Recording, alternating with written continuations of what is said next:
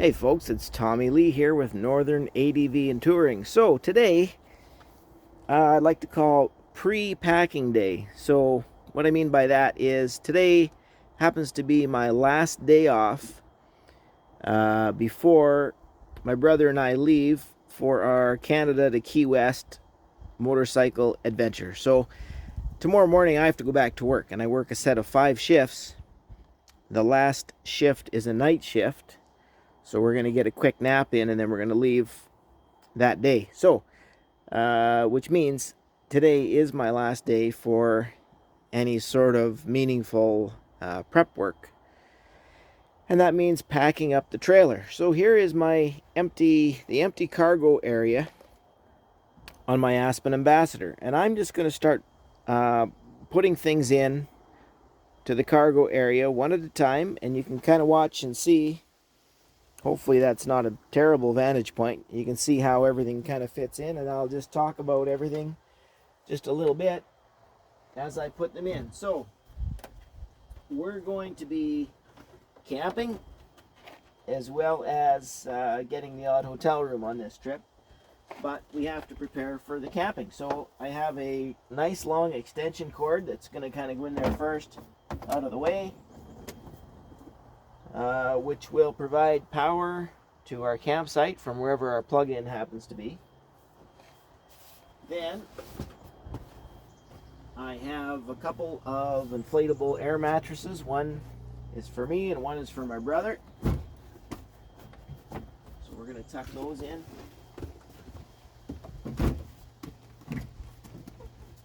The trailer comes with full mattresses, but as you've seen in one of my other videos, they're not all that comfortable, so we opted to go with the inflatable mattress that provides quite a bit more comfort.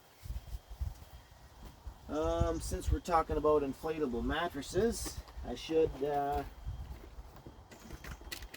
insert here a couple of inflation pumps that I'm bringing with me. So this one is just an AC 110 volt air pump. For when we are at an organized campground, we can plug in and quickly inflate our mattresses. But I also have a battery-powered 12-volt pump, and I have spare batteries also for those times where we might be camping kind of on our own outside of a campground or in an unserviced campground. So I'll bring that along with us. Next, we are going on this trip in October, and coming back as we're heading north again, we expect it's going to be a little cold at night in mid-October. So if we are camping at that time, we have a heater which doubles as a fan if we get into any hot weather down in Florida or Louisiana. We'll have a nice little fan, and we have a little heater, so that's going to go in there. Trying to pack this the best way possible. Let's get rid of this guy first. This is just a standard tire pump. Okay, so if the bikes or the trailer happen to lose a little air pressure, we have the means to pump them back up.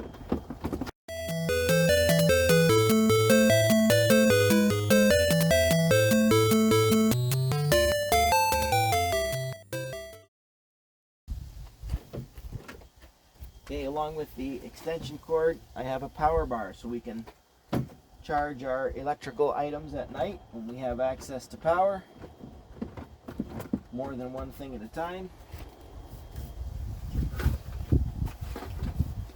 In here I have what I just call my coffee kit. So I've got a little gas canister. I've got a small, one of those tiny little burners, little stoves. And then I've got my means for boiling water, and I've got some Tim Hortons dark roast instant coffee. You don't want to really go anywhere without that. That's pretty nice. So I'm going to throw that in there. This other little packing cube is kind of a miscellaneous cube. I have fire starters in there. I've got some lighters, an old WD-40. I've got some knives, some tie straps, a little bit of tape, deck of playing cards, a couple of flashlights, you know, a tea towel for drying up any dishes or whatever. So that's a miscellaneous packing cube of all those little things that you think of along the way. I've got a nice little Gerber hatchet, because you might need to split a little firewood into kindling at some point. Okay, one of my favorite items, and someone might call these luxury, but little compact folding camping chairs. They are incredibly comfortable. To me, they are a must-have. They can really make the difference between enjoying yourself at your campsite and being uncomfortable sitting on a hard picnic table or something. So I like to bring those along. I also have a folding table when we don't have a picnic table. That'll be pretty handy to have a little folding table between our chairs to have a beverage or a little food or something sitting on. We talked about bungee cords to hold extra stuff on. Well, I've got a couple of extra dry bags that don't take up any space. And if you do want to bring something else home with you that you brought down, they're good for that. If nothing else, they're good for laundry. While we're in between laundry days. There's going to be 1 or 2 laundry days on this trip. 1 anyway, maybe 2.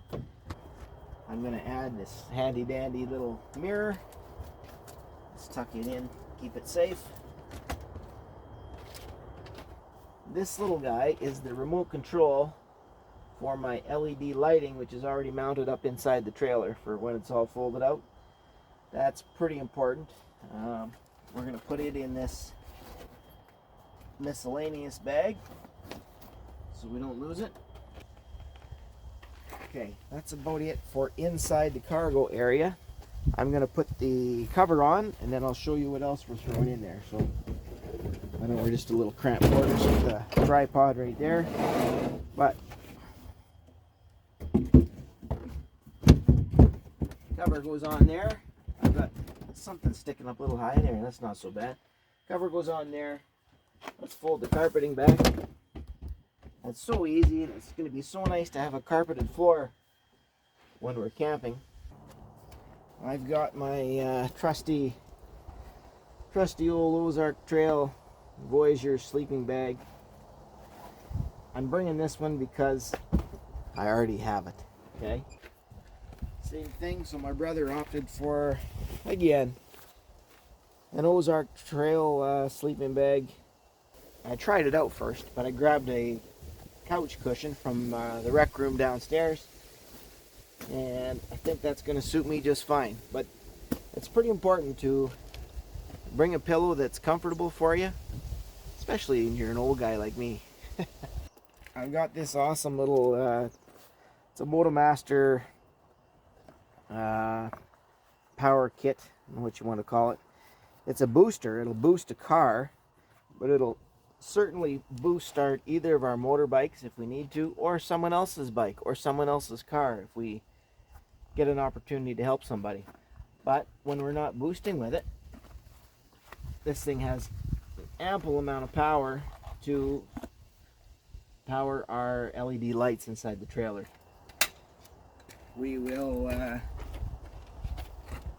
just put the poles for the roof to hold our roof up.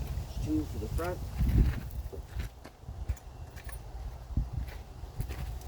2 for the back.